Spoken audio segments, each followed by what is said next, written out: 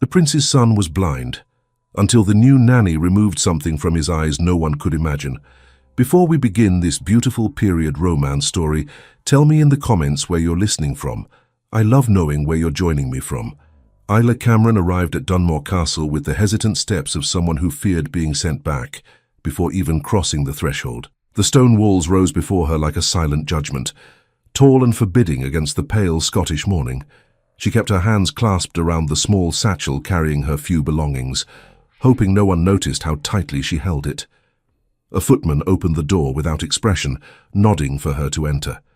She obeyed, breath catching as the castle swallowed her into its cool corridors. A maid hurried toward her. "You're the new nanny," she said, not quite welcoming, not quite unkind. "Follow me. They're expecting you." Isla followed, trying to look confident, though her heart pounded. She had never imagined being summoned to the household of Prince Alistair MacGregor, much less to care for his son. Word of the child's blindness had reached even the smallest cottages, always spoken with sombre uncertainty. Physicians from Edinburgh and beyond had come, tested, treated, and failed. People said the prince had grown colder each year, as if hope itself had abandoned him.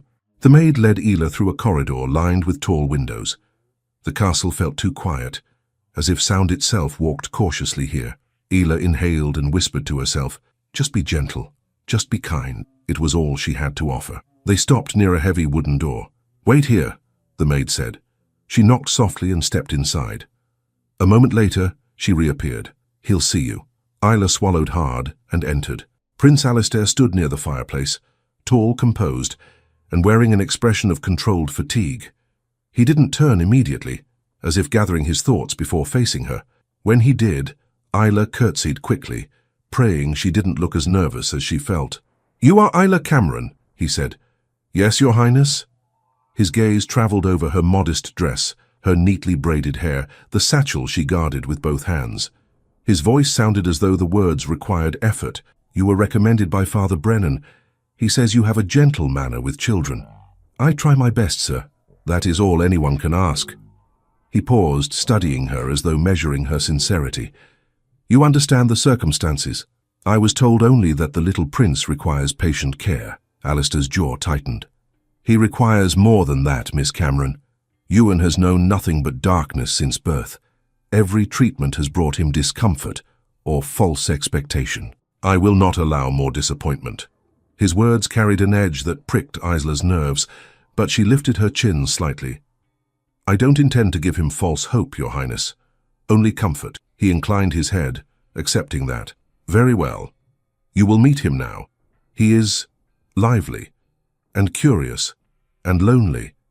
For a moment, something unguarded softened his eyes, but it disappeared as he opened the door, leading to another corridor. "Follow me." They walked in silence until they reached the child's chamber. Alistair knocked gently, though it was his own son within. "Ewan, lad, may we come in?" A cheerful voice answered, "Yes, Papa." The door opened, revealing a small room with a simple bed and shelves filled with carved animals. A boy of 6 sat on the rug, turning a wooden bird slowly in his hands, feeling its wings with delicate curiosity. His hair was dark like his father's, but his eyes, though clouded, glowed with life. Alistair announced softly, "This is Miss Cameron. She'll be your new nanny." Ewan tilted his head toward the sound of Isla's footsteps. "She walks lightly," he said with amusement. "Are you small like a bird?" Isla felt a quick burst of affection. "Perhaps smaller than some birds, but bigger than others." Ewan laughed. "I like her." Alistair exhaled as if relieved. "Isla will spend time with you today.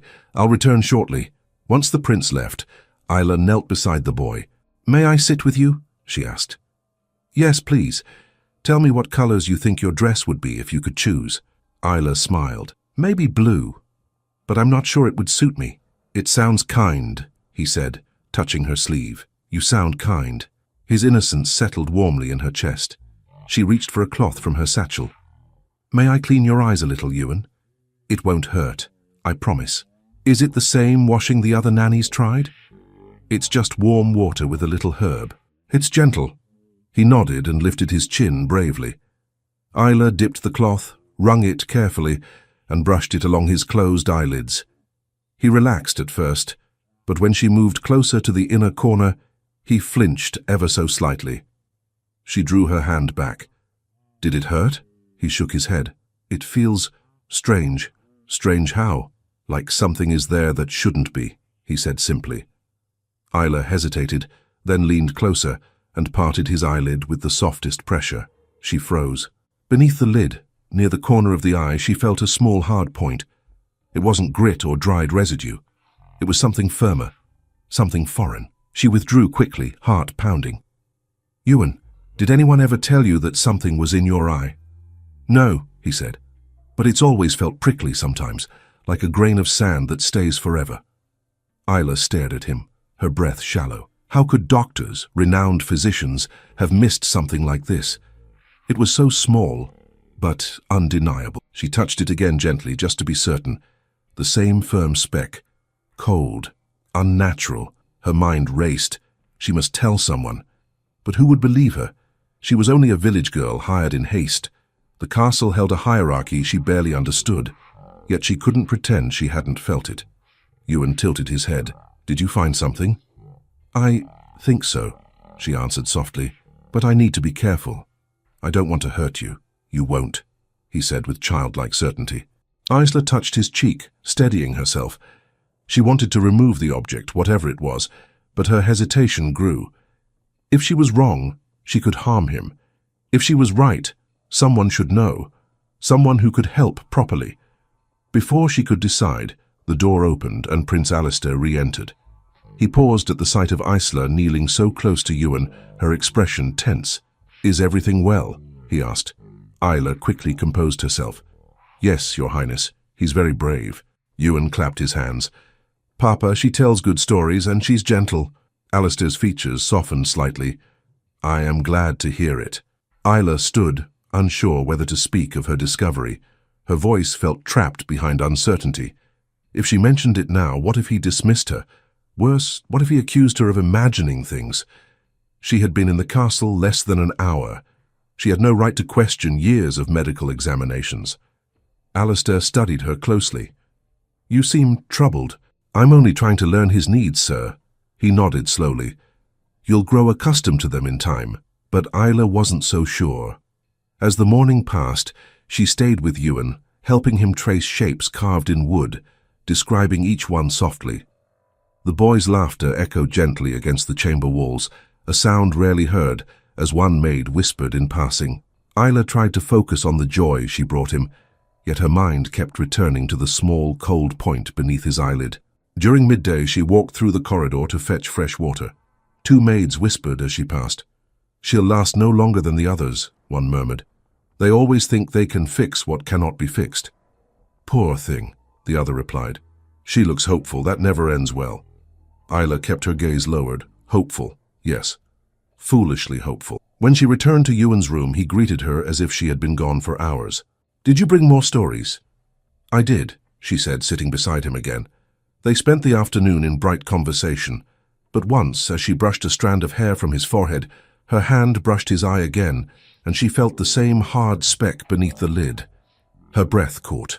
It was real. It hadn't been imagination. It hadn't vanished.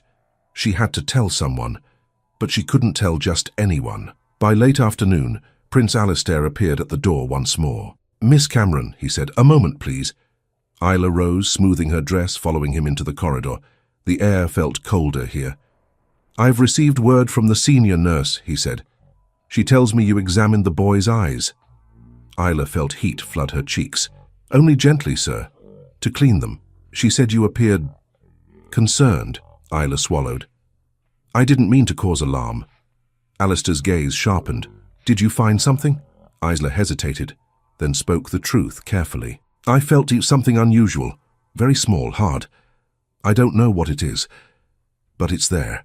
He stared at her, unreadable. A long moment passed. She feared she had overstepped, feared she had already ruined her chance before the day even ended. His silence pressed heavily on her. At last he said, Show me tomorrow morning, just the 2 of us. Her breath caught. Yes, Your Highness. He nodded once, then walked away without another word. Isla stood alone in the corridor, heart thundering. wondering what exactly she had touched inside the child's eye, and why no one else had ever noticed it. Isla barely slept that night. Her small chamber felt too large, too quiet, too full of possibilities she could neither name nor silence. Each time she closed her eyes, she saw Ewan's trusting face and felt again the strange, tiny speck hiding beneath his eyelid. Dawn arrived slowly, with pale light stretching across the stone floor, and Isla rose before anyone knocked at her door. By the time she reached Ewan's chamber, Prince Alistair was already there. He stood near the window, hands clasped behind his back, posture rigid with expectation. Ewan sat on the edge of his bed, swinging his feet impatiently. "You're early," the prince said, his tone steady, but his eyes tense. "I couldn't sleep," Isla admitted. "Nor could I," he replied quietly. Ewan brightened at the sound of her. "Isla, Papa says you're going to look at my eyes again." "Yes, just gently," Isla said. "Is that all right?" He nodded eagerly. "Maybe today you'll tell me what color the sun looks." Alistair's expression softened for a brief second. "Let us begin," he said. Isla knelt before Ewan, her hands steady despite her racing heartbeat. She held the same warm cloth as the day before, though now her every movement felt watched, evaluated. She explained each step, and Ewan remained perfectly still. She brushed the cloth along his eyelid, then carefully lifted it again. The tiny, firm speck was unmistakable. Isla inhaled sharply. "I feel it," she whispered. Alistair moved closer. "Where?" "Here," she said, guiding his hand lightly. "At the inner corner." The prince leaned in, his breath held. Ewan waited patiently, trusting them both without question. Isla felt the pressure of responsibility like a physical weight. After a moment, Alistair stepped back, uncertainty flickering across his features. "You're certain?" "Yes," Isla said. "It is not part of him. It shouldn't be there." Ewan asked, "Is it hurting me?" "No, sweetheart," Isla said. "It just shouldn't be there. That's all." Alistair looked at Isla again, searching her face. She sensed he wanted to believe her, yet fought with every lesson he had learned from years of false diagnoses. But he nodded slowly. "I will call the senior nurse," he said. Isla hesitated, but said nothing. It was his right. A maid was sent, and moments later the senior nurse arrived, her expression tight with barely concealed irritation. She glanced at Isla with a cold edge before turning to the prince. "You wish to see me, Your Highness?" "Yes," Alistair said. "Miss Cameron believes she has found something beneath my son's eyelid." The nurse's brows rose, not in surprise but in annoyance. "With respect, Your Highness, the child has been examined dozens of times. Nothing abnormal has ever been found." "I would like you to look," Alistair insisted. The nurse forced a smile. "Very well." Isla stepped aside but stayed close as the nurse lifted Ewan's eyelid. She pressed rather firmly, too firmly in Isla's view. Ewan winced, and Isla flinched with him. "There is nothing," the nurse said. "As I expected." "That is not possible," Isla said softly, unable to stop herself. The nurse's gaze snapped toward her. "Miss Cameron, with your background, you may not understand what you think you felt. The child's eyes have been examined by men with decades of medical expertise." Alistair watched between them, jaw tight. "I know what I felt," Isla said, trying to keep her tone respectful. "It is small, but real." The nurse folded her arms. "Your Highness, you must not allow every new caretaker to imagine ghosts. It creates confusion for the boy." Ewan lowered his head as though sensing the tension. Isla felt heat rising in her face, not from anger but humiliation. She wished the nurse hadn't spoken of her background in such a patronizing way. She wished Alistair would say something. Instead, silence stretched. At last the prince nodded. "Thank you," he said to the nurse. "You may go for now." The nurse curtsied and left, satisfied. Isla's throat tightened. She whispered, "I'm sorry, sir. Perhaps I misinterpreted it." Alistair studied her carefully. "Did you misinterpret it?" "I don't think so," she said, voice quiet. His eyes held hers, and for a moment she felt he believed her more than he believed the nurse. But he said nothing. Instead, he turned to Ewan. "Do you feel something in your eye, my boy?" "Sometimes," Ewan replied. Like a tiny pebble, Alistair's expression flickered. "Since when?" "Always," Ewan said, shrugging lightly. That single word seemed to hit the prince harder than any accusation. He dismissed Isla gently, saying he needed a moment with his son. She curtsied and stepped out, though embarrassment clung to her like damp air. She walked down the corridor, head lowered, trying not to imagine the whispers that would soon follow. Two maids turned the corner and nearly walked into her. "Oh," one said. "It's the new nanny, the one who thinks she found something miraculous," the other murmured, not quietly enough. Isla pretended she hadn't heard. She forced herself to continue forward. She reached a small alcove near the staircase and paused, breathing deeply. She pressed her hands together, ashamed at how shaken she felt. She had overstepped. She had acted foolishly. She had embarrassed herself before the prince and half the staff. A familiar voice approached behind her. "Miss Cameron," she turned. Prince Alistair stood only a few steps away. "Your Highness," she said quickly. "Forgive me, I didn't mean to contradict the nurse. I didn't call you back to reprimand you," he said. She blinked once, surprised. Alistair looked weary, but his voice was calm. "Ewan tells me he has felt something in that eye since he was very small." "I believe him," Isla said. "I believe him as well," Alistair replied. She stared at him, unsure she had heard correctly. He stepped closer. "I would like you to continue caring for him exactly as you did yesterday. Gently, patiently, and if you feel that object again, you will tell me." "Immediately!" Hope fluttered faintly in Isla's chest. "Of course, sir." Alistair exhaled. "Good. I trust your sincerity. And your caution." Her breath caught. "Thank you, Your Highness." He nodded once, then added more quietly, "Ewan likes you. That matters more than most things." Before she could answer, he turned and walked away. The rest of the day, Isla stayed with Ewan, determined to show she deserved the small trust Alistair had shown her. She told the boy stories from her village, stories about animals and fishermen, and the strange old woman who insisted the wind spoke to her. Ewan listened with delight, laughing so hard he fell sideways on the rug more than once. Servants passing by paused at the sound. Isla sensed surprise in their expressions. Perhaps they had forgotten what a child's laughter sounded like. Ewan asked question after question. "Do birds ever get lost? Why do wolves howl at night? Would you still be my nanny if I could see?" Isla answered each one with care. "I would if I were allowed," she said. "Papa would allow it," Ewan said confidently. "He likes you." Isla wasn't certain that was true, but hearing it warmed her nonetheless. When evening came, Isla prepared Ewan for bed. She sat beside him while he rested his head on the pillow. "Will you wash my eyes again tomorrow?" he asked. "Yes," she whispered. "If you like." "I like," he murmured sleepily. She stayed until his breathing steadied, then quietly left his room. As she closed the door behind her, she found herself face to face with the senior nurse. The nurse's expression was hard. "Miss Cameron, a word." Isla stepped aside, allowing space for the older woman to speak. "You will not interfere with the boy's condition again," the nurse said. "You are here to comfort him, nothing more. Do not forget that." "I only mean to help him," Isla replied. "Your help is not needed," the nurse said sharply. "Do not confuse kindness with expertise, and do not give the prince false hope." Isla swallowed. "I don't intend to." The nurse's eyes narrowed. "Then keep your place." She walked away, leaving a trail of cold silence behind her. Isla stood still, heart heavy. She wanted to defend herself, but knew it would only make matters worse. She returned to her chamber, sat on the edge of her bed and tried to steady her thoughts.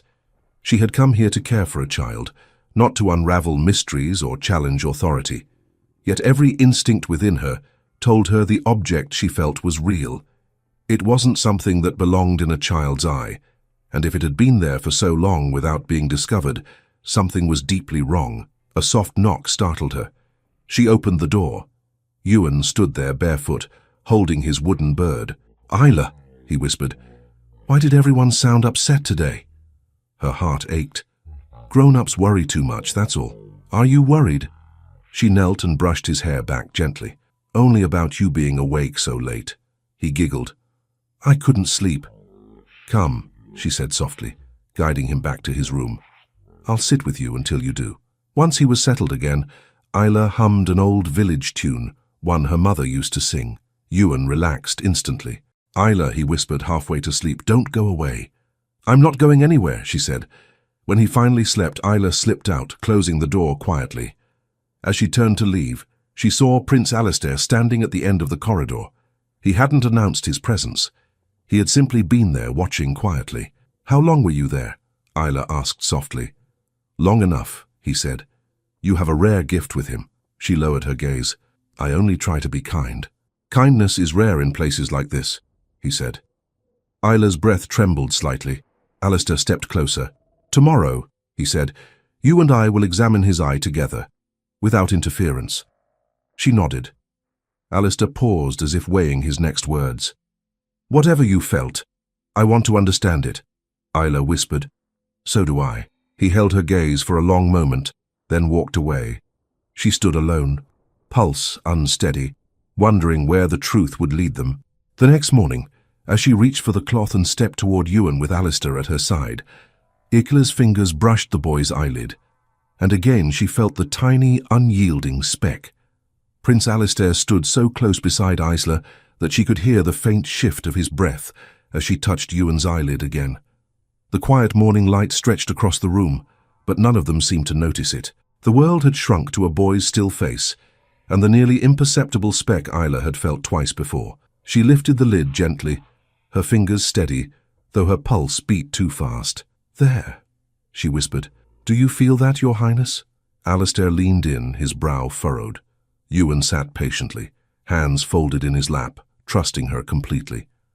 Isla guided the prince's fingertip with delicate precision. He hesitated, then touched exactly where she indicated. His breath caught. "You felt it," Isla murmured. Alistair didn't answer immediately. His jaw tensed, and when he finally spoke, his voice was low. "Yes, something is there." Ewan tilted his head. "Is it supposed to be there, Papa?" Alistair straightened slowly, as though fighting the impulse to react too strongly. "No, my boy, it is not." Ewan seemed unbothered. "It never hurt much, only a little." Alistair's eyes flickered with pain. "You should never have felt it at all." Isla stepped back, folding the cloth in her hands. "I don't know what it is, Your Highness, but it's not natural." He studied her with renewed seriousness. Isla could almost feel the shift in him, as if the doubt that had shadowed him for years had suddenly thinned. Alistair said, "Follow me." He took no time to explain. Isla blinked, startled. "Now?" "Yes. Bring the cloth." She obeyed instantly, hurrying behind him through a side door that led to a narrow stair. Ewan's voice called out, "Will you come back soon?" "We will return shortly," Alistair promised.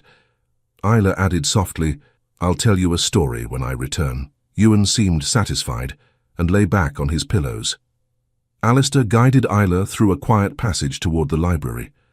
When the door closed behind them, he faced her with a gravity that made her chest tighten. "I need to ask you something," he said, "and you must answer honestly." "I will." "When you first examined Ewan, did you immediately think something had been overlooked by the physicians?" Isla hesitated only a moment. "Yes."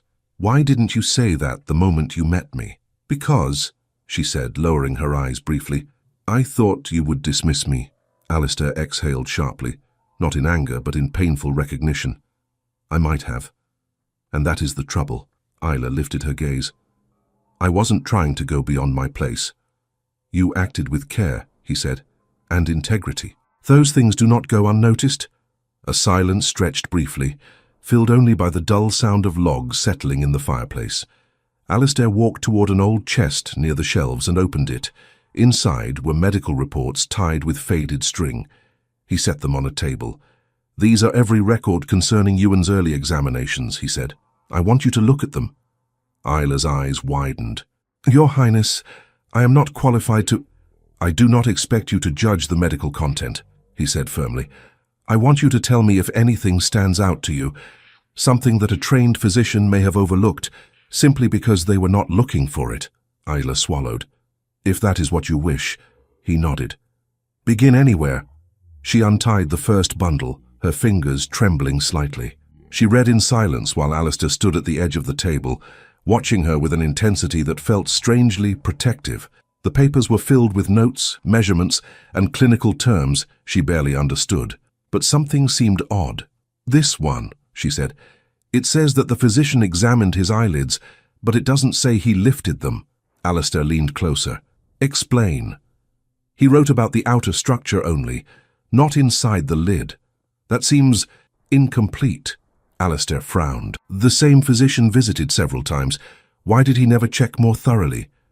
Isla flipped through the pages, her nerves heightening. Here again, only surface notes.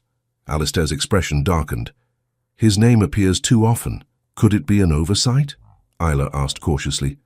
Not from a man of his reputation, Alistair replied. He was meticulous, almost excessively so. They exchanged a tense look. A knock at the library door startled them both. Enter, Alistair said. The senior nurse stepped inside, her expression composed but her eyes sharp.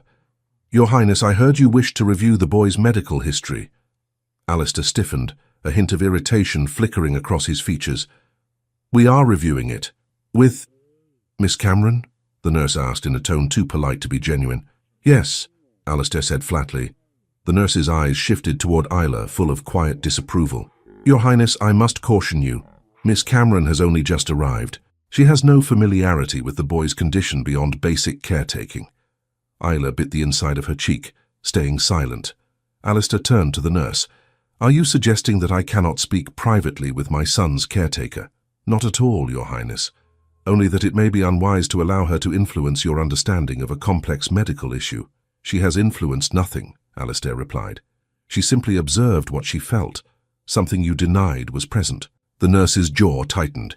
Your Highness, that will be all, Alistair said firmly. The nurse looked at Isla with a cool, lingering glare before stepping out. The door closed with a soft but pointed click. Isla whispered, I'm sorry. I didn't want to cause trouble. You didn't, Alistair said. The trouble existed long before you stepped into this castle. He gathered the papers back into the chest and secured the lid. I must speak with the archivist. There are records missing. Missing? Isla repeated. Yes, pages concerning my wife's final months. They were here once, I would have sworn it. The tension in his eyes deepened, though he tried to hide it. Isla asked softly, Do you think this has something to do with Ewan? I do not know, he said. But the timing is troubling. He stepped closer, lowering his voice. And the object in Ewan's eye, it cannot be ignored. I want you to continue caring for him, exactly as you did yesterday. And if the nurse gives you difficulty again, you will tell me. Your Highness, Isla said quietly. She worries that I will overstep. She fears losing her influence, Alistair replied. It is not the same. Isla blinked, startled by the frankness in his tone. Before she could speak, a small knock sounded at the door. It opened slightly, and Ewan's voice drifted in. Papa, Isla, are you still talking? Alistair's tension faded into gentle affection. Come in, lad. Ewan entered, guided by instinct as much as familiarity. I thought you left without saying goodbye. We would never do that, Isla said warmly. Ewan turned toward her voice, smiling. Can you tell me one of your stories now? Isla looked to Alistair for permission. He nodded. Of course, she said. They returned to Ewan's chamber. Isla sat beside him, telling him about a fisherman who could predict storms by listening to the sea. Ewan laughed at all the right moments, leaning against her arm with unwavering trust.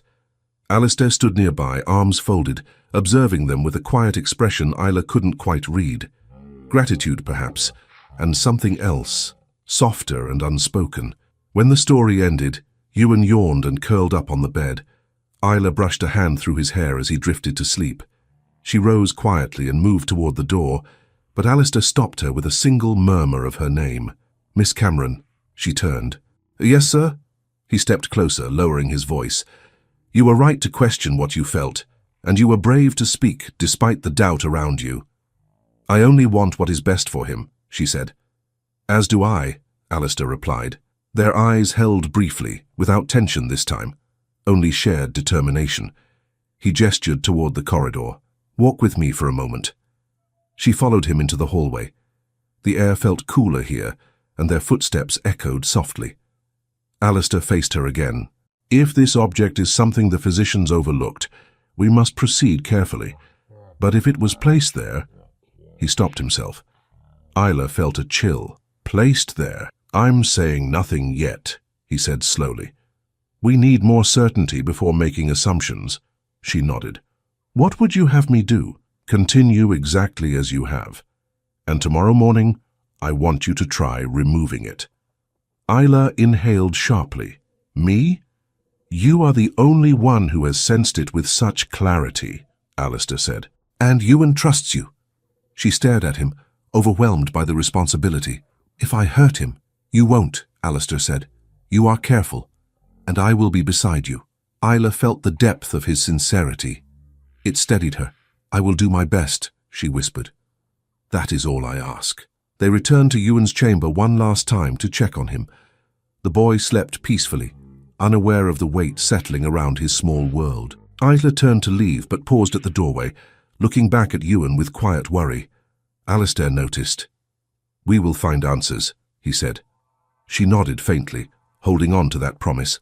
But as she stepped into the hallway, she caught sight of the senior nurse at the far end, watching her with an unreadable expression. Cold, assessing, almost warning. And in the nurse's eyes, Isla sensed something she had not seen before: fear. Prince Alistair arrived at Ewan's chamber before dawn, as promised. The castle was still half asleep, the corridors quiet except for the faint creak of old wood. Isla stood at the bedside already, her hands folded neatly before her, her breath shallow with anticipation. She had not slept well. The weight of what she was about to attempt pressed heavily against her ribs, but she forced her nerves to still when Ewan stirred. The boy blinked slowly, then smiled. "Is it morning already?" "Yes," Isla said softly. "And we're here with you." Alistair stepped forward, setting a gentle hand on his son's shoulder. "Ewan, lad, Isla will look at your eye again, but this time I will be here with you the whole while." Ewan nodded without hesitation. "That's all right, Papa. Isla's hand is soft." Isla swallowed, touched by his trust. "I'll be very gentle. If anything feels wrong, tell me at once." "I will," he promised. Alistair drew a chair closer and sat beside them. He leaned in with quiet intensity. "Do it exactly as before," he murmured, "and take your time." Isla nodded. She warmed the cloth in the small basin beside the bed, wringing it slowly. Her fingers trembled, though she prayed neither boy nor father noticed. When she leaned forward and placed her hand under Ewan's chin, her voice stayed steady. "Close your eyes for me." He obeyed. She cleaned the eyelid carefully, the familiar sensation grounding her. Then she parted the soft skin with the gentlest pressure. Her breath caught. "There it is," she whispered. Alistair leaned closer, tense with expectation. "You can feel it again?" "Yes," Isla murmured. "It's very small, but it's there." Ewan asked quietly, "Is it the pebble?" "Yes, sweetheart," Isla said. "Would you like me to try to take it out?" "Will it hurt?" "No," she said honestly. "It may feel strange, but it won't hurt." Ewan nodded bravely. "All right." Alistair exhaled slowly, forcing calm into his voice. "Proceed." Isla took a breath so deep she felt it reach her spine. She steadied her fingers and lifted the eyelid once more. Using the corner of the damp cloth, rolled tightly into a tiny point, she touched the spot where the hard speck pressed against the inner lid. She felt resistance at first. Then the tiniest shift, she froze. Alistair's voice was low. "Did it move?" "Yes." She pressed again, softer this time. The object shifted under her touch, almost sliding along the inner curve of the lid. Isla's pulse hammered. She whispered to Ewan, "You're doing wonderfully, just keep still." He nodded, gripping her wrist lightly for comfort. With one more careful motion, Isla applied the faintest pressure and felt the object slide free. She gasped softly as it fell onto the cloth with a faint metallic tap. It was so small she almost missed it. Alistair leaned forward abruptly. "Is that—" Isla held the cloth steady, lifting the corner for him to see. A tiny shard, no larger than a grain of coarse sand, rested on the fabric. It glinted faintly in the dawn light. Ewan blinked rapidly. "Did you get it?" "Yes," Isla whispered, overwhelmed. "It's out." The boy blinked again, then again. Each blink seemed stronger, clearer. Then suddenly he reached for the air, confused. "Papa, why is the room bright?" Alistair froze. "Bright," he echoed faintly. Ewan squinted, turning his head toward the window. "It's bright. Too bright." Isla clutched the cloth, her heart soaring and trembling all at once. "Ewan, can you see anything?" He rubbed his eyes lightly. then lowered his hand slowly. His breath hitched. "I see. Shapes. And Papa. I think that's you." Alistair's eyes widened, full of raw disbelief. "Ewan," he whispered. "Look at me.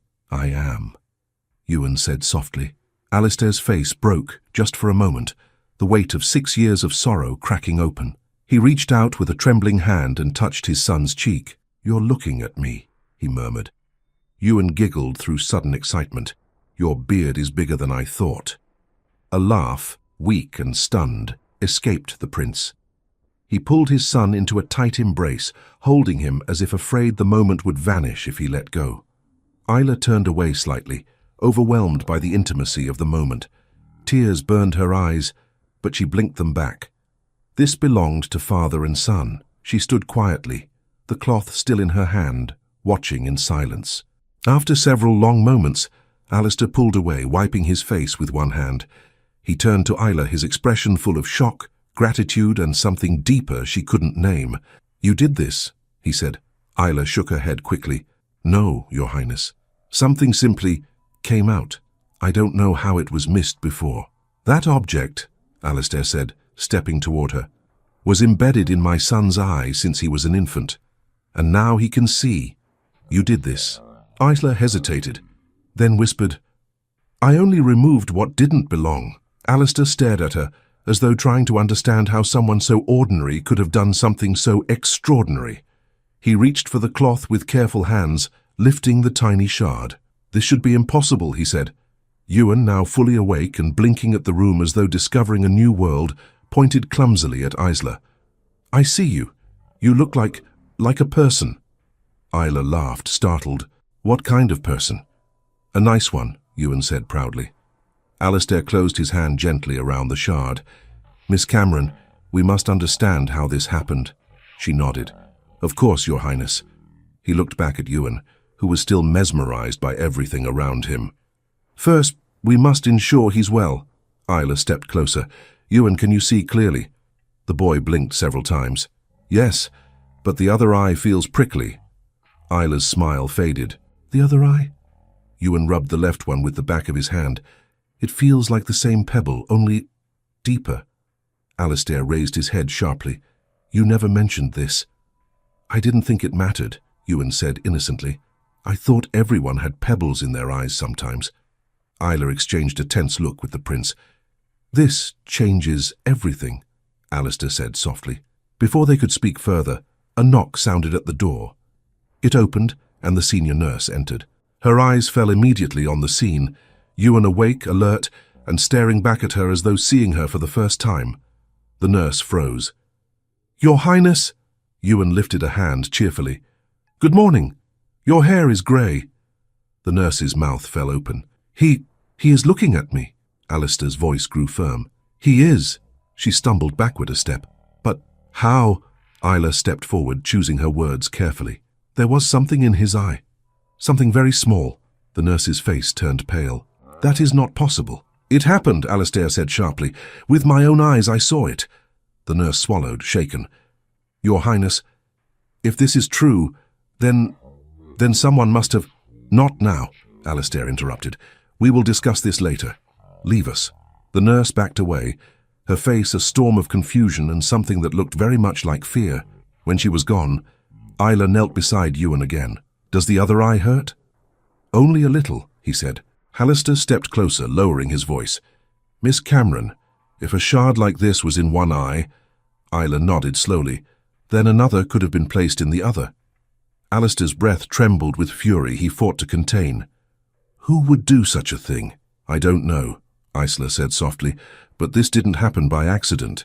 Alistair looked down at the shard again, his expression hardening. "This castle holds secrets," he said, "and we must find the truth." Isla met his gaze, no longer afraid. "Whatever you ask of me, Your Highness, I will help." He studied her for a long moment, something quietly resolute in his eyes. Then he murmured, "We begin with the question no one dared ask." "What question?" Isla whispered. Alistair closed his hand around the tiny metallic speck. "Who placed this inside my son's eye?" The news travelled through Dunmore Castle faster than any servant could run. No one shouted it. No one dared announce it aloud. Yet it moved through hallways and kitchens like a breath turning into a wind. The prince's son had opened his eyes and seen a face. By breakfast, every chambermaid and footman knew, and every one of them pretended not to know whenever Prince Alistair entered the room. But Alistair had no interest in whispers. His attention stayed fixed on Isla, and the small boy now staring curiously at everything. The bedposts, the hearth, the folds of Isla's dress, the color of his father's coat. It should have been a morning of celebration, but instead there was a tension beneath every breath, a silent question stretching across the castle like a shadow. Who had placed the object in Ewan's eye? Ewan didn't seem to notice the atmosphere. He walked through his room in stumbling wonder, reaching toward things he'd only touched before. Isla followed like a quiet guardian, guiding his hand when he tripped over a rug or bumped into a chest. "Does the world look as you imagined it?" she asked gently. Ewan nodded, though his brows were knit in concentration. "Yes, but I thought everything would be bigger." Alistair laughed softly, though his mind was elsewhere. "You will find that many things appear smaller when you finally see them, lad." Ewan pointed toward the window. "What color is that outside?" "Grey," Alistair said. "A very Scottish grey." Ewan grinned. "I like it anyway." Isla smiled, though her thoughts were far from light. Every time she looked at the tiny metallic shard Alistair had placed inside a small velvet pouch, her stomach tightened. Someone had intentionally put that thing in a baby's eye. No accident could explain it. And now Ewan's other eye still bothered him. Isla whispered, "Your Highness, we should look at the other eye today. Carefully, but perhaps with a physician present, one you trust." Alistair hesitated. "I know just the man." Before he could explain, the door opened. The senior nurse stepped inside with a forced calm, her hands clasped too tightly. Her gaze flicked to Isla before lowering respectfully before the prince. "Your Highness, I came to inquire about the boy's condition. There are so many rumors circulating." Ewan, delighted by his new ability, waved at her. "I can see you, nurse. Your ribbon is crooked." The nurse's face paled. She touched the ribbon instinctively. "Is it indeed?" Alistair motioned for her to step farther into the room. "Yes, he can see, and now we must determine how this sight was kept from him for so long." A flicker of something, fear or guilt, passed across the nurse's eyes before she steadied herself. "Your Highness, I assure you I never saw anything amiss."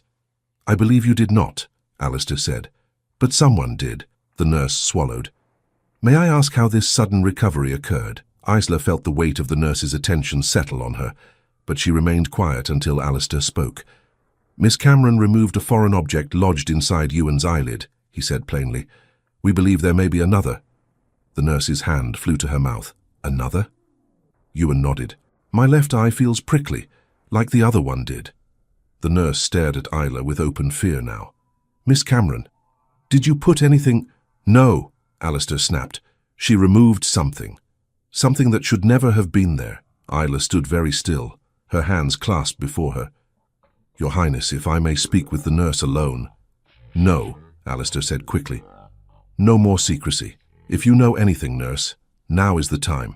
The nurse shook her head, trembling. "I know nothing except that the boy's first physician was particular.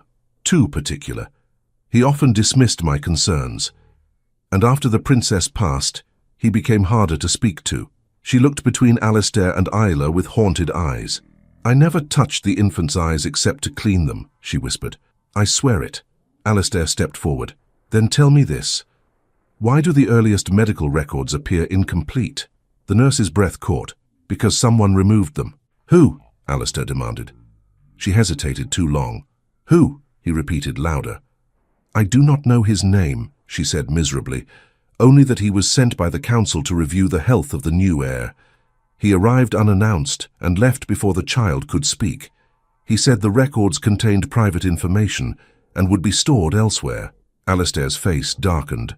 "No one informed me of this. I did not dare question him. He came with authority sealed in writing." Isla stepped forward quietly. "Do you know where he took the documents?" The nurse shook her head. "I never saw him again." Alistair closed his eyes briefly, as if holding back the urge to shout. When he opened them, determination had replaced shock. "Leave us," he told the nurse, "and until further notice you are not to speak of this to anyone." The nurse curtsied shakily and hurried away. When the door closed, Isla let out a long, trembling breath. "Your Highness, what does this mean?" "It means someone feared what Ewan might become," he said. "Feared his future, feared his sight." Ewan climbed onto the bed with clumsy enthusiasm. "Papa, look! I can see your boots." Alistair smiled gently at him. "Indeed you can, lad." But behind the smile, Isla saw something dark settle into his expression. He was no longer only a father. He was a man who had found a wrong done to his child and meant to uncover the truth behind it. A knock interrupted them again.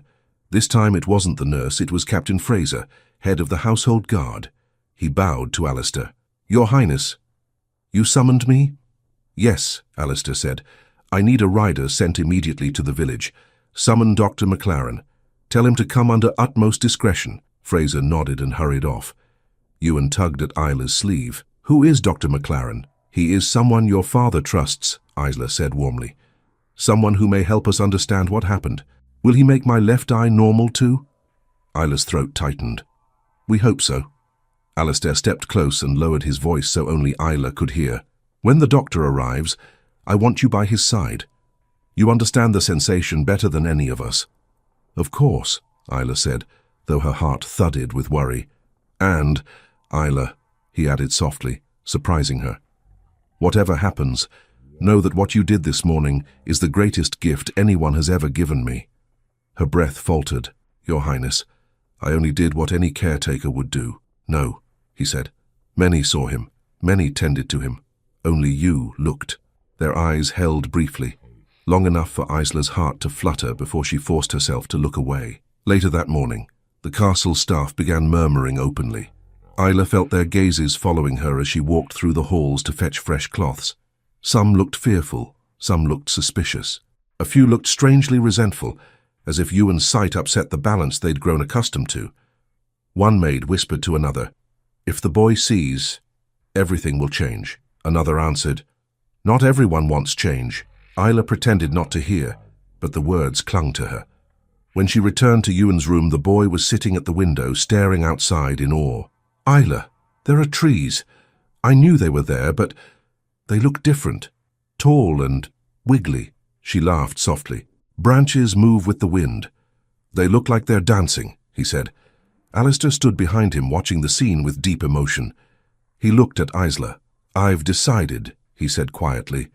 "Until we know more, Ewan must remain where only trusted people can reach him. I fear that whoever did this may not want their work undone."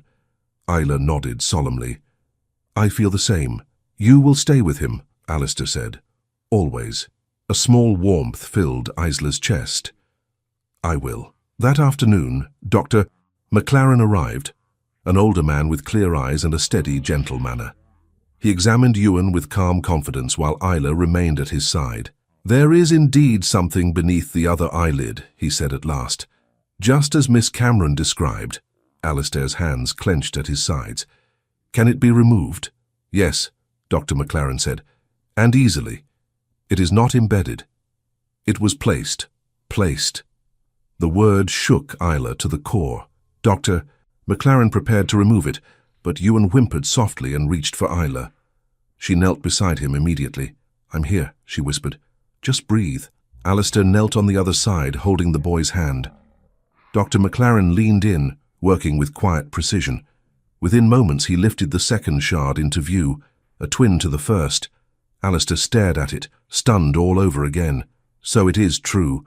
Both eyes. Ewan blinked rapidly. Then suddenly his gaze sharpened. He gasped. "I can see everything," he whispered. Alistair closed his eyes in gratitude. Isla felt tears prick her own. But before relief could settle, Dr. McLaren spoke in a somber tone. "These are not natural objects. Someone placed them intentionally, and recently enough that their marks remain faint." Alistair's face hardened. "Recently?" "Yes," the doctor said. "Not at birth. Not even in infancy." Isla's heart dropped. "Then who," Prince Alistair whispered, "has had access to my son's eyes all these years?" The room fell into a stunned silence that stretched so long, even young Ewan sensed the weight of it. He looked between the adults, confused by the stillness. "Did I do something wrong?" he asked softly. Alistair immediately pulled him close. "No, lad. None of this is your doing." Dr. McLaren held the second metallic shard in his palm, turning it under the light with a deeply troubled expression. "These were not placed in a newborn's eyes," he said again, more firmly now. "The tissue shows almost no sign of long-term irritation. At most, a few months." Isla felt a shiver travel up her spine. "Months?" "Yes," the doctor said. "They were placed when he was already a child, recently enough that the eye has not scarred around the foreign matter." Alistair's voice was quiet, but dangerously so. "Who has tended to him regularly since his infancy?" Isla hesitated, afraid to answer too quickly. "The nurse, the attendants, herself," but she had only arrived days ago, and Ewan had already felt the prickling then. Dr. McLaren spoke again. "Whoever did this had access to the child's daily routines, someone whose presence around him caused no suspicion." Alistair's expression tightened. Isla could see the prince's thoughts racing, leaping from one memory to the next, piecing together years of routine, loyalty, trust. Ewan tugged on Isla's sleeve. "Can I go outside now? I want to see the courtyard." "Soon," Isla said, smoothing his hair. "We will go when it's safe." Alistair's voice sharpened. "Safe?" She looked at him, heart pounding. "Your Highness, if someone did this intentionally, they may not be pleased that it has been undone." Alistair inhaled slowly, his anger controlled but powerful. "No one will harm my son again." Dr. McLaren nodded. "You must consider who had the motive. If the boy's abilities were hidden, someone benefited from it." Alistair's gaze snapped toward the door, where muffled footsteps echoed in the hall. "Someone in this castle." Isla tried to think clearly. "The nurse has been here since Ewan's birth. The attendants rotate often." But she stayed. Dr. McLaren raised a hand gently. "Do not accuse lightly. Fear can distort judgment just as much as evidence." Isla nodded. "I'm not accusing, only observing." Alistair rubbed a hand over his face, weary. "I need clarity, not speculation." Ewan reached for his father's hand. "Papa, will I still have stories tonight?" The simplicity of the question softened Alistair's expression. He touched his son's cheek. "Yes, my boy. Every night." But when he looked at Isla, the softness disappeared. "We must speak privately. Please stay with Ewan while I arrange matters." She nodded. "Of course, Your Highness." When he and Dr. McLaren stepped out of the room, Isla settled beside Ewan on the floor, letting him examine a wooden carving with new eyes. He laughed at the crooked shape of the carved horse and marveled at how the light danced on polished stone. "Everything looks alive," he whispered. "It is," Isla said, "but you're seeing it with new wonder." Ewan looked up at her. "Thank you for helping me." Her heart tightened. "You helped yourself, Ewan. You were brave." He leaned against her shoulder, comfortable and content. Isla held him gently, but her mind churned. Who had placed the shards? And why? If someone feared the child's sight, what did they fear he might one day see? Moments later, a soft knock sounded at the door. Isla looked up as the senior nurse stepped in. She hesitated before closing the door behind her. Her expression was strained, but her voice was calm. "Miss Cameron, may I speak with you?" Isla bristled, instinctively shifting closer to Ewan. "If there is something to say, you may say it here." The nurse's gaze flickered to Ewan, then back to Isla. "Very well. I came to tell you that I understand why you distrust me, but I assure you I had no involvement in this matter." Isla held her voice steady. "Then why were you so dismissive before?" The nurse's cheeks reddened. "Because I feared losing the prince's confidence. I have served this family for decades. When you arrived, things changed, and now everything has changed." Her voice trembled. "You don't know what it is like to be replaced." Isla softened, if only slightly. "This isn't about positions or pride. It's about Ewan." "I know," the nurse whispered, "which is why you must be careful.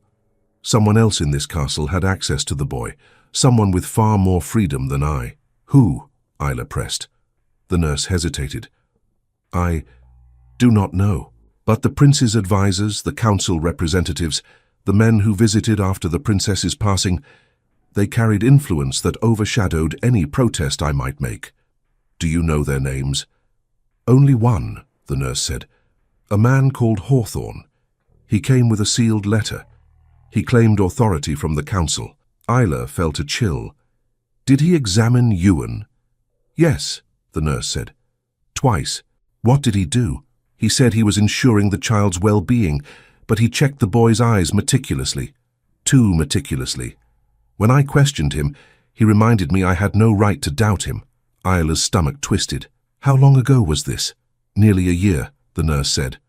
Isla froze. A year. The exact time frame Dr. McLaren estimated. Before she could reply, footsteps approached rapidly. The nurse stiffened. Prince Alistair entered, followed by Captain Fraser. Alistair's voice was controlled but stern. Nurse, I did not summon you. I came to speak with Miss Cameron, the nurse replied. I wish to clear any misunderstanding. Fraser stepped toward her. You are needed elsewhere. The nurse bowed. Yes, Captain. She left quietly, though her eyes lingered on Isla, with a mixture of regret and warning. When the door shut, Alistair turned to Isla. What did she want? She told me about a man named Hawthorne, Isla said. He examined Ewan twice last year. Alistair froze. Hawthorne, he repeated slowly. I remember the name. Captain Fraser stepped forward. Your Highness, I recall him as well. A quiet man. He arrived with a letter sealed by the council. Dr. McLaren re-entered at that moment. If that man examined the boy, then we may have our culprit. Ewan looked up. What's a culprit? Isla touched his hair. Someone who made a mistake, she said softly. A very wrong mistake. Fraser turned to the prince. Shall I send riders to locate this Hawthorne? No, Alistair said firmly. Not yet. First we must ensure the castle is secure. Then we increase the guard on the prince's chambers, Fraser said. And on Miss Cameron, Alistair added quietly. Isla blinked. Me? You were the one who discovered the truth, Alistair said. And if someone benefited from Ewan's blindness, they may not appreciate your intervention. Isla felt her pulse spike. I didn't think about that. I have, Alistair said. And I will not risk your safety. Ewan slipped his hand into Isla's. I don't want anything bad to happen to her. Nothing will, Alistair said. Dr. McLaren stepped forward. Your Highness, with respect, we must act carefully. If someone infiltrated the castle under false authority, they may have allies. We must investigate discreetly. Alistair nodded. Agreed. He looked at Isla again. There was a softness in his eyes now, a quiet protectiveness that unsettled and warmed her at once. You will stay with Ewan at all times, he said, until we know more. I will, she replied. He stepped closer, lowering his voice. And if anything at all, seems strange or out of place, you come to me first. I promise, she said. The prince's tension eased ever so slightly. Very well, Alistair said to Fraser. Increase the guard, and find all records of this Hawthorne.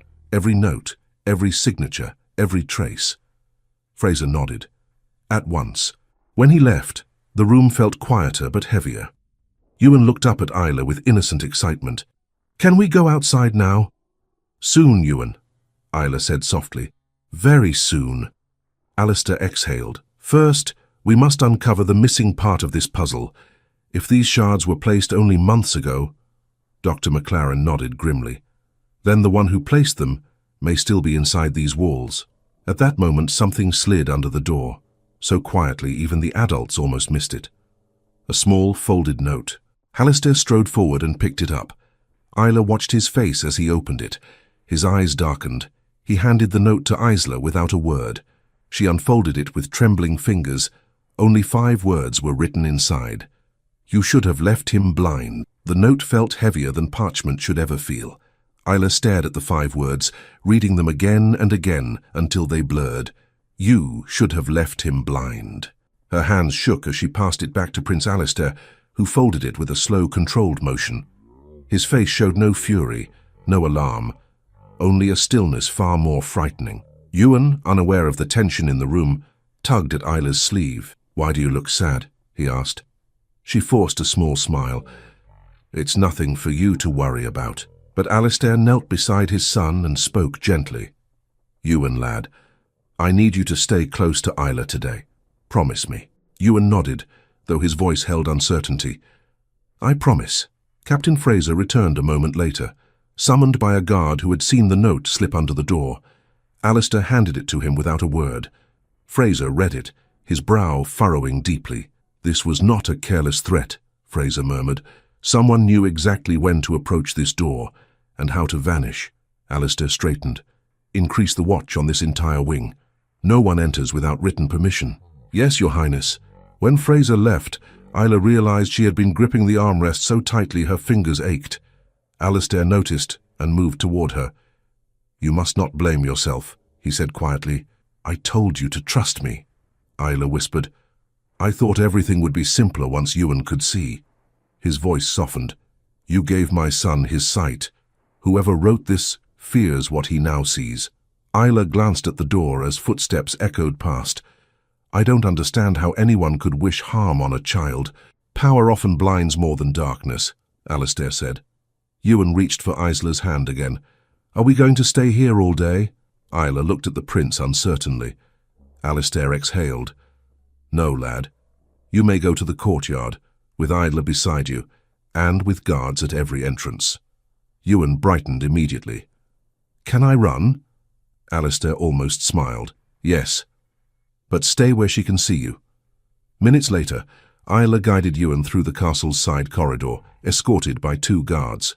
The narrow hallway smelled faintly of dust and old tapestries. Ewan pointed at everything with a mixture of awe and mischief. Is that a dragon? He asked, pointing to the tapestry depicting a worn creature with wings.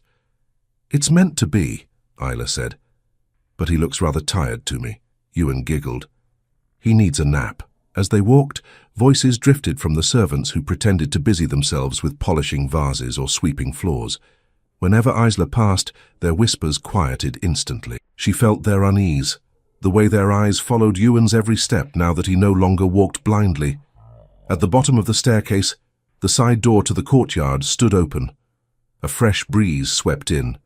Ewan gasped at the brightness and hurried out with Isla close behind. The courtyard looked new to him. Sunlight on stone, swaying trees, the fountain he had only heard, but never seen. He dashed toward it with joyful astonishment. Isla, he called. The water's moving. She followed, smiling despite the unease that still clung to her. It always does, that's how fountains work. Ewan reached into the water, splashing gently. It's cold. 2 guards stayed several steps behind, eyes scanning the courtyard. Isla caught one of their glances and instinctively stepped between Ewan and the castle wall. Is something wrong? She asked quietly. Just keeping watch, Miss Cameron, the guard replied. Has anything unusual been reported? She asked. He hesitated. Only whispers, nothing solid. That did little to calm her. Ewan moved on to admire the trees. He traced the rough bark with his fingers, marveling at how it felt different from how it looked. Isla stayed close, keeping her senses sharp. She's worried again, Ewan said suddenly, turning to look directly at her. The clarity of his gaze startled her. She had grown so used to the soft blankness of his blind expression that the directness now felt almost overwhelming. She knelt beside him. I'm just being careful. Is something bad going to happen? He asked. Not if we can help it, Isla said honestly. Ewan wrapped his arms around her. Then stay close. She hugged him back, feeling the urgency behind his small arms. Moments later, the courtyard door opened again. Captain Fraser entered briskly, scanning for Isla. Miss Cameron, he called softly, His Highness requests you return Ewan to his chamber. Immediately. Why? She asked. There have been developments. Ewan looked from Fraser to Isla. Do I have to go back inside already? I'm afraid so, lad, Fraser said gently. Just for a while. Ewan pouted, but obeyed. Isla took his hand and led him back toward the castle. The guards followed, forming a protective triangle around them. Once inside, the corridors felt darker. 10 steps in, a maid rushed past them, clutching a stack of linens, her face unusually pale. She dropped one as she passed and didn't turn back to pick it up. Something was wrong. When Isla and Ewan reached his chamber, Alistair was waiting with Dr. McLaren. Both looked troubled. What happened? Isla asked. Alistair motioned for her to close the door. She did. A guard reported seeing a stranger near the western wing, Alistair said quietly. A man whose description matches Hawthorne's. Isla's breath caught. Here. Today. Yes, Alistair said. Not an hour ago. Dr. McLaren added, and he fled before anyone could speak to him. Ewan shrank behind Isla, sensing the worry. Why would someone run? Alistair crouched to meet his eyes. Because some people do things they should not. But you are safe, and we will keep you safe. Ewan nodded, though fear flickered in his expression. Isla placed a hand on his shoulder. Come sit by the fire. I'll tell you a story. Alistair rose and stepped aside, watching her with a mixture of gratitude and fierce protectiveness. Ewan settled onto the rug, while Isla began telling a tale about a fisherman who chased the wind. Her voice softened the room's edges, drawing calm from the boys' worried breaths. But Alistair was not at ease. While Ewan listened, he pulled Dr. McLaren aside. Are you certain the shards were placed recently? He whispered. Beyond doubt, the doctor said. 6 months, a year at most. Alistair's jaw tightened. And someone entered the castle today. Someone who knows the passages, the doctor said. Alistair stared at the door as though expecting it to open again. He will not touch my son. I will see to that. When the story ended, Ewan climbed into bed for a rest. Isla pulled the blanket over him gently, brushing hair from his forehead. Stay with me, he whispered. I will, she said. She sat beside him until his eyes closed. Once he slept, Isla rose quietly, stepping toward Alistair. What now? She asked. Alistair opened the pouch containing the shards and stared at them as though they were pieces of a nightmare. Now we find out why Hawthorne returned, and what he intends. Isla hesitated. Do you think he came because Ewan can see again? I think he came because someone told him. A chill ran down her spine. Someone inside the castle. Exactly. Dr. McLaren cleared his throat. There is something else, Your Highness. Something I noticed while examining the second shard. Alistair turned sharply. What? It bears markings, the doctor said. Small, deliberate markings, as if part of a larger mechanism. Isla's eyes widened. A mechanism. Yes, these shards were crafted, not found, not improvised. Alistair's expression darkened. What kind of man crafts blindness? Dr. McLaren hesitated before answering. A man who fears the future. Isla felt an icy realization forming. Your Highness, if Hawthorne did this under orders, then he may not be working alone. Alistair nodded slowly. Then someone beyond this castle has reason to fear my son. And before Isla could reply, a sudden knock sounded at the chamber door. 3 sharp, urgent strikes that made every muscle in the room tense. Captain Fraser's voice came through the door, breathless. Your Highness, Hawthorne has been found, and he claims he came to meet with Miss Cameron. The room froze around Isla. Her breath caught, and for a moment she could not tell if she had misheard. Meet with Miss Cameron? The words sounded impossible, ridiculous, terrifying. Alistair stepped toward the door at once. Fraser, repeat that. Captain Fraser's voice came through the wood, tense and unmistakably urgent. Your Highness, the man we believe to be Hawthorne is in custody. He offered no resistance. He asked only to speak with Miss Cameron, no one else. Isla felt cold wash over her, as if the walls themselves had darkened. Alistair turned to her. You have never met this man? Never, she whispered. Thought about him? Heard his name before arriving here? No. Has he contacted you in any way? Of course not, Isla breathed. Why would he want to speak to me? Ewan stirred in his half-sleep. Isla rushed to his side, brushing his hair to calm him. She needed the grounding, needed something innocent to hold on to while the world twisted into shapes she did not recognize. He speaks your name, Fraser added from behind the door, clearly and calmly. Bring me Miss Cameron. Those were his words. Alistair's jaw tightened. No one speaks to her without my consent, not even under guard. Isla stepped forward. Her voice shook, but only slightly. Your Highness, if he knows something that will explain why he hurt Ewan, I cannot just hide. You will not face him alone, Alistair said, and you will only face him if I determine it's safe. She nodded, though fear pressed against her ribs. Bring him to the west antechamber, Alistair ordered through the door. Keep him under full guard. Touch him if he so much as breathes incorrectly. Yes, Your Highness, Fraser replied, and footsteps thundered away. Isla turned back to Ewan, who slept quietly despite the tension buzzing through the chamber. She pressed a hand to her chest, trying to still her heartbeat. Alistair approached her. His voice softened just enough to reach her through the dread. "Isla, look at me." She lifted her eyes. "You have done nothing wrong. Whatever this man wants, it is not your burden alone. You will not face him without me." She nodded again, slower this time. "I trust you, Your Highness." The words left her mouth before she could second-guess them. He held her gaze longer than propriety allowed, but neither of them looked away. Dr. McLaren cleared his throat gently. "If Hawthorne intends to intimidate her, it may be an attempt to destabilize the one person who truly saw through the deception." Isla whispered.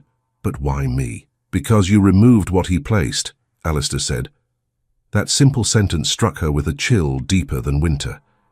Minutes later, Isla walked through the corridors beside Alistair, flanked by 2 guards. Dr. McLaren went ahead to prepare the room.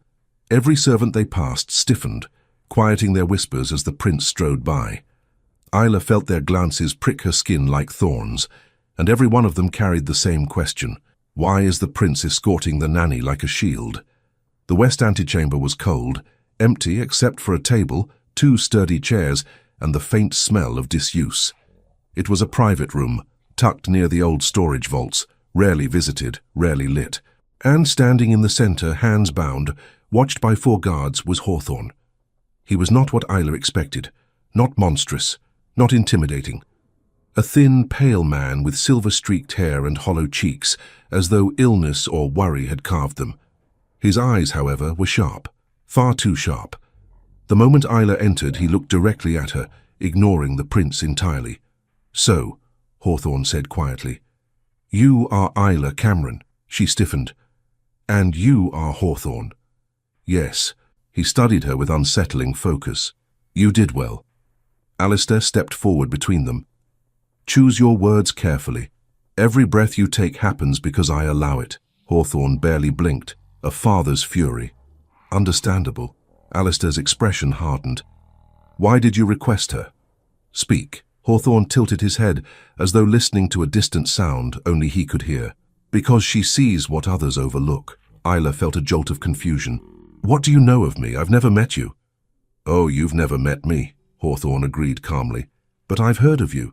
The girl who pays attention, the girl who asks questions, the girl the village midwife called unsettlingly perceptive." Isla's stomach dropped. "How do you know that?" "Because I make a habit of knowing the people who interfere with delicate matters." Alistair's voice cut through the room like a blade. "You placed those objects in my son's eyes." Hawthorne's calm expression didn't shift. "I did." The guards tensed, but Hawthorne didn't flinch. Alistair's hands curled into fists. "Why?" "Because," Hawthorne said, "a blind heir cannot ignite a war." Isla felt the floor tilt beneath her. "A war?" she whispered. Hawthorne nodded. "The council feared the alliances forming around Dunmore. They feared the growing strength of this land. A strong prince, a clear-eyed heir, would threaten delicate balance. I was sent to ensure weakness." Alistair stepped closer, fury simmering beneath every muscle. "You harmed my son to prevent political strength?" "You were becoming too powerful," Hawthorne said simply. "Your influence stretched far, too far, and a seeing heir would cement that power." Isla covered her mouth. "So you blinded a child?" Hawthorne's gaze shifted to her again. "A small sacrifice. For peace. A cruelty," she whispered. "A necessity," he said. Alistair's voice rose, not in a shout, but in a quiet, deadly way. "And now, why have you returned?" Hawthorne smiled faintly. "Because someone told me the shards were removed." Isla felt her chest constrict. "You have a messenger inside the castle," Alistair said. Hawthorne nodded. Several. Isla stepped back unconsciously, heart pounding so loudly she feared everyone could hear it. "And they told you another detail," Hawthorne said softly. "That the one who removed them was her." Isla froze. Hawthorne gestured slightly with bound hands. "I wanted to see the girl who broke the council's restraint, the one with enough instinct to find what no physician could." Alistair moved instantly, placing himself fully between Isla and the prisoner. "You will not speak to her again." Hawthorne ignored him. His eyes stayed fixed on her, full of unnerving certainty. "You must leave," Hawthorne said. "Leave this castle. Leave now. Or you will not survive what the council plans next." Isla's voice trembled. "Why warn me?" "Because I admire you," he said softly. "You did what none of us expected. You changed the future." Dr. McLaren stepped between them, startled by Hawthorne's tone. "This is madness." Hawthorne shook his head slowly. "It is truth. Miss Cameron, you must flee before nightfall." Alistair's fury scorched through the room. "She is under my protection." "No," Hawthorne said quietly. "She is in danger precisely because of your protection. The council will not forgive her for restoring the boy's sight." Isla's breath trembled. "You're lying." Hawthorne leaned forward, his voice barely above a whisper. "Not lying. Warning. They will not stop at one threat. They will not stop until you disappear. From Dunmore, from Scotland, perhaps from this world altogether." Alistair took a step closer, but Hawthorne finished his warning without fear. "You cannot save her, Prince. They know who she is now. They know what she can see." Isla felt the chill of his words deep inside her bones. Her hands trembled, her breath caught. Alistair turned slowly toward her, and in his eyes she saw fear, not for himself, but for her. Hawthorne murmured, "Run, Isla Cameron, before the council comes for you." The guards moved forward to silence him, but Hawthorne raised his voice in one sharp final warning. "They are already inside the castle." Alistair did not shout when Hawthorne delivered his last warning. He did not lunge or curse or demand names. Instead, he grew impossibly still, as if motion itself would give power to the threat lingering in the air.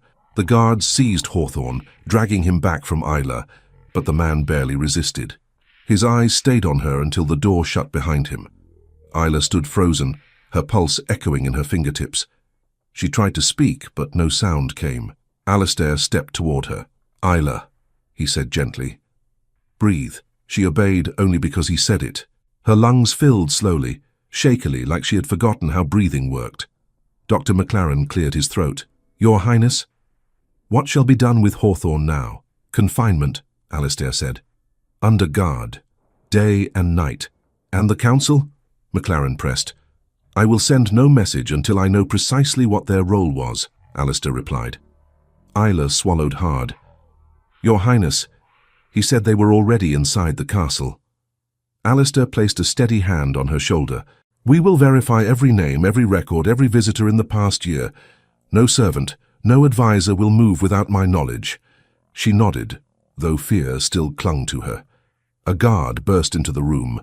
"Your Highness, the West Gatekeeper confirms no one left the grounds in the last 2 hours." Alistair's grip tightened. Then Hawthorne spoke the truth. "Whoever aided him is still here." Isla's knees weakened, but she kept her composure. "What do we do now?" Alistair looked at her, his gaze steady and resolute. "We end this. All of it. Today." He escorted Isla back to Ewan's chamber, with more guards than she'd ever seen in one hallway. Dr. McLaren examined the boy a final time, ensuring both eyes were healing properly. Ewan blinked up at them, confused by the sudden intensity around him. "Are we in trouble?" he asked. Alistair knelt. "No, lad. We're simply being careful. I don't like everyone looking serious." "You won't have to for much longer," Alistair promised. When Ewan fell asleep for his afternoon rest, Alistair motioned Isla to the far corner of the room. "I've decided," he said quietly. "We will not run. Not you. Not Ewan." Hawthorne used fear as a weapon. "I refuse to let fear rule this household," Isla whispered. "But if the council ordered this—" "We don't know that for certain," Alistair interrupted. "I need facts, not threats. And I need to know who inside these walls betrayed us." Isla looked toward the door. "Do you suspect someone?" "Yes." His voice was low. "But I will not speak names without proof. The wrong accusation could destroy lives." She admired him in that moment, his restraint, his clarity, the strength he fought to maintain for his son's sake. A man of power who refused cruelty. It made her chest warm in a way she couldn't admit aloud.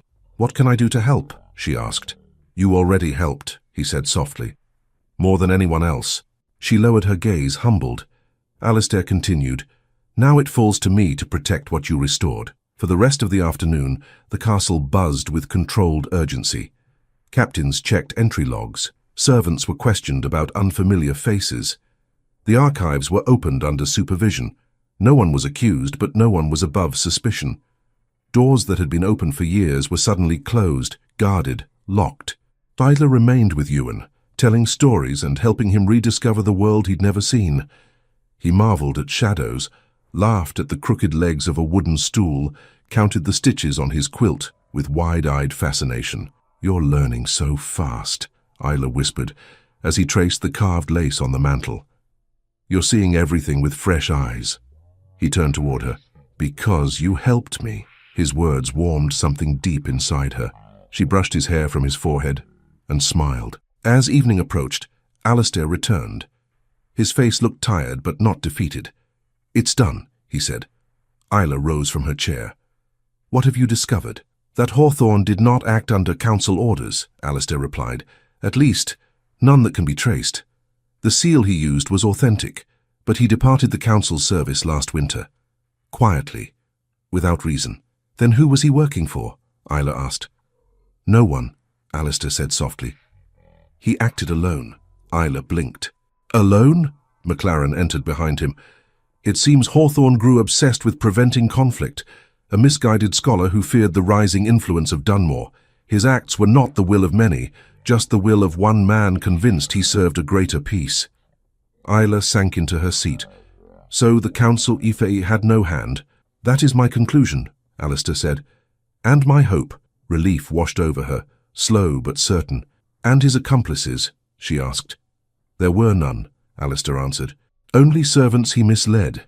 He told them he was sent to protect Ewan's health. He used authority to silence doubt." "So the castle is safe," Isla whispered. Alistair nodded once. "Yes. The threat is gone." She let out a breath she had held since the morning. Ewan ran to the prince with bright, trusting eyes. "Papa, can we eat dinner together tonight?" Alistair swept him into a warm embrace. "Aye, lad, we will feast like kings." Ewan giggled. "Can Isla sit with us?" Alistair met Isla's gaze and nodded. "Of course she will." And for the first time since the shards were removed, the castle felt truly at peace. Later that night, after Ewan was safely tucked in bed, Isla stepped onto the small balcony outside the corridor. The sky was a deep cobalt, dotted with stars. The wind brushed her hair gently, as though welcoming her to breathe freely again. Alistair joined her quietly. "You looked troubled," he said. "I was only thinking," she replied, "about how quickly life can change." He leaned against the stone railing beside her. Too quickly sometimes. They stood together in the cool night, watching the stars shimmer above Dunmore. The castle felt different now, lighter, freer. Yet Isla still sensed a tenderness within her chest that had nothing to do with danger or fear. "You saved my son," Alistair said suddenly, breaking the long silence. She turned to him. "He saved himself. He had courage. You had more," he said, "and I will never forget that."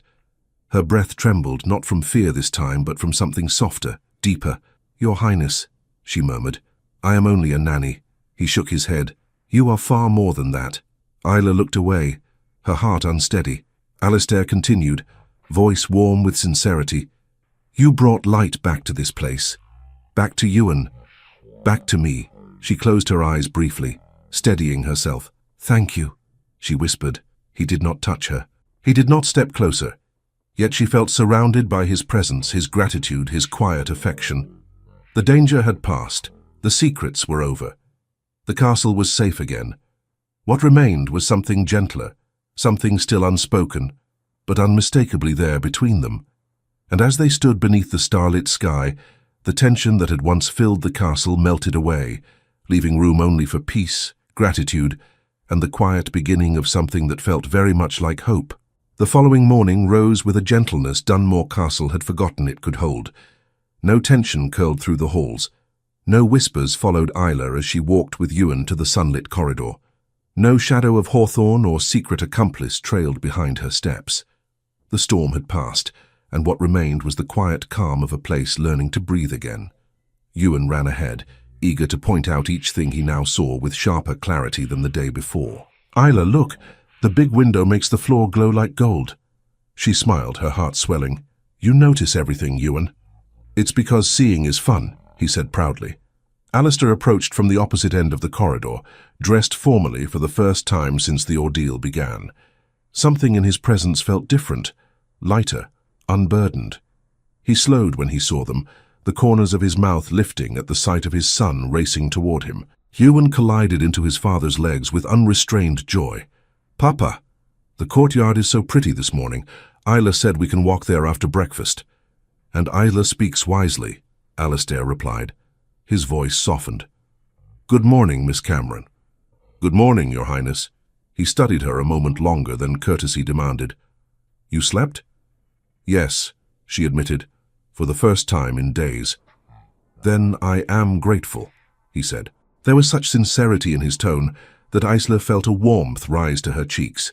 She looked away quickly, but Ewan noticed everything now, even the color in her face. "Papa," he said, pulling on Alistair's sleeve. "I think Isla looks happy." Alistair's gaze lingered on her. "So she does." Breakfast was lively, filled with Ewan's constant chatter and the occasional amused glance between father and Nanny. When they finished, Ewan hurried outside with 2 guards trailing him, giving them a brief moment alone in the dining hall. Alistair turned to Isla. "Walk with me." Her pulse fluttered. "Of course, Your Highness." He offered his arm, not as a formality, but with something warmer. Isla hesitated only a moment before taking it.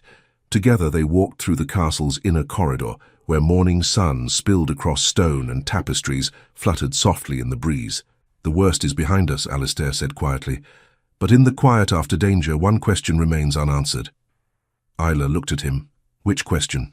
He stopped walking, turning toward her fully. His voice lowered. "What path will you choose now?" She blinked, unprepared. "My path?" "Yes," he said. "Will you remain here at Dunmore, or return to your village?" The question struck her deeply. She had avoided thinking of it. I came here only to care for Ewan," she said softly. "I never imagined staying for longer than needed." Alistair's jaw tensed as if fighting back words. That was before the danger, before Ewan's sight returned, before the quiet glances and the closeness they now shared. Isla lowered her voice. "The castle is not my world, Your Highness." He stepped closer. "It could be." She couldn't breathe for a moment. "Alistair," she said quietly, using his name for the first time without realizing it. His eyes softened. "Say it again." She shook her head, flustered. "I shouldn't." "You should," he murmured, "because nothing has ever sounded so right." Her heart thudded painfully. She stepped back a fraction, though her body leaned toward him in betrayal. "You mustn't say such things." "Why not?" "Because it is not proper," she whispered. "Because I am no one. Because I—" He cut in softly, but firmly. "You are the woman who saved my son. That doesn't make me worthy of—" "No," he said. "You misunderstand. Your worth was never measured by rank." Isla looked toward the window, breath shaky. Even if such feelings existed, they cannot lead anywhere. You are a prince, and I am a man," he said simply. "A man whose heart has found its rest in your presence." Her eyes glistened. "Alistair." He stepped close enough that she felt the warmth of him, though he did not touch her. "I have spent years carrying a weight that nearly broke me, years believing I must face the world alone. But you came here without intention or ambition and brought light back into my life." She felt tears tremble along her lashes. "I only wanted to help your son, and in doing so," he whispered, "you have healed far more than his sight." She looked down, fighting the tide of feeling rising inside her. "You shouldn't say such things unless you mean them." "I do," he said. Ewan's laughter echoed from the courtyard, and Alistair stepped back slightly, as though remembering himself. "Come, he is waiting." They went outside together, joining Ewan as he attempted to count every leaf on a nearby tree. The day unfolded with calm wonder, Ewan exploring the gardens, McLaren paying a pleasant visit, the guards relaxing now that the danger had passed. Hours later, as the sun began to set, Isla returned Ewan to his chamber for the night. He hugged her tightly. "Will you tell me a story tomorrow?" he asked. "Every day," she promised. "Then stay here," he said simply, as if it were the easiest request in the world. "Stay with us." Isla blinked against the sting behind her eyes. "Good night, Ewan." He smiled sleepily. "Good night, Isla." When she stepped into the hallway, Alistair stood waiting for her as though he knew she would need him. He walked beside her in silence until they reached the balcony overlooking the misty hills. The world smelled of fresh earth and distant rain. Isla leaned on the railing. "He is happy again, because of you," Alistair said quietly. A gentle breeze brushed past them. "Earlier," Isla said, voice wavering, "you asked what path I will choose." "I remember." She clutched the railing. "I am afraid." He stepped closer. "Of what?" "That I will choose wrongly," she whispered. "That I will break my heart by choosing what I can never truly have." Alistair's voice dropped to a deep softness. "You speak as though you believe yourself unworthy." "I'm a simple woman from a village," she whispered. "I have no title, no dowry, no status." "You have courage," he said, "kindness, strength, and a spirit that does not yield." She shook her head. "That is not enough to stand beside a prince." Alistair's breath warmed her cheek as he leaned closer. "It is enough to stand beside me." Her lips parted, breath trembling. "I do not want duty," he murmured. "I do not want alliances or arrangements or titles." He lifted her chin with a touch so gentle it made her knees weaken. "I want you." Isla's breath hitched as his gaze fell into hers. "Alistair," he brushed a loose strand of hair from her face, "you are the woman who brought sight back to my son. And you are the woman who brought life back to me. I cannot imagine this castle without you. I will not." Her heart beat so loudly she feared he could hear it. She whispered, "If I stay, it will not be as a servant." "No," he said, "it will not." "Then in what place would I stay?" she asked breathlessly. He answered with soft certainty, "At my side, as my equal, as the woman I asked to share my life." She trembled. His sincerity was overwhelming. His nearness, his warmth, the tenderness in his eyes. Everything she had tried to push away now drew her in with undeniable force. "And Ewan?" she whispered. "He loves you already," Alistair said. "As I do." Those last 3 words fell between them like a quiet miracle. Isla's breath caught. "You love me?" "Yes," he said simply. "More than I knew I could love again." Her eyes welled with tears. "And if I asked you," he continued, his voice shaking slightly for the first time, "to stay in Dunmore Castle, not as a servant, but as my chosen companion, would you?"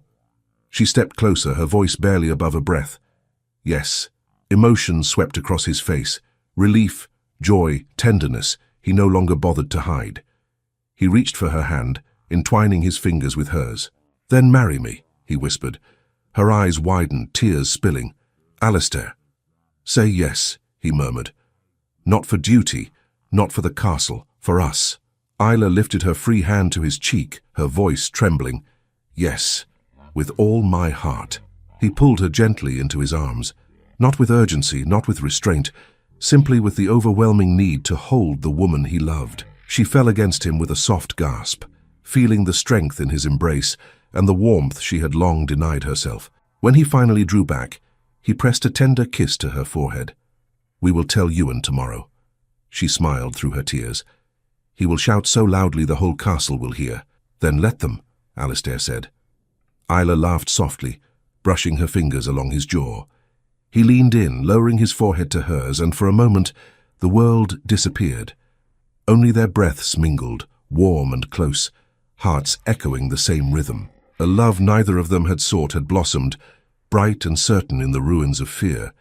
Alistair whispered, "You brought light where there was darkness, hope where there was sorrow, and love where there was none." Isla answered with the truth she had been too afraid to speak until now. "And you," she whispered, "brought me home." His arms tightened around her, holding her as if he had searched for her all his life. And beneath the deepening night sky, with Dunmore Castle standing silent guard around them, Isla Cameron felt the warmth of her future settle unmistakably, irrevocably into place. A future bound by love, a future shared, a future about to begin when the prince leaned forward, breath warm against her lips, and finally kissed her. Thank you so much for listening to this story all the way to the end. We hope it moved you as much as it moved us while telling it. We'd love to hear your thoughts.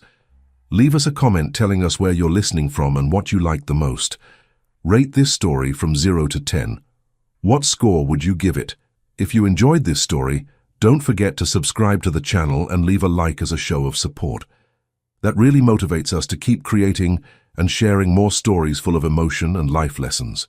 And before we go, we want to remind you that an exciting and heartwarming story recommendation will appear on the final screen. If you'd like to enjoy it, just click on the video. Thank you once again for being here, and we'll see you in the next story.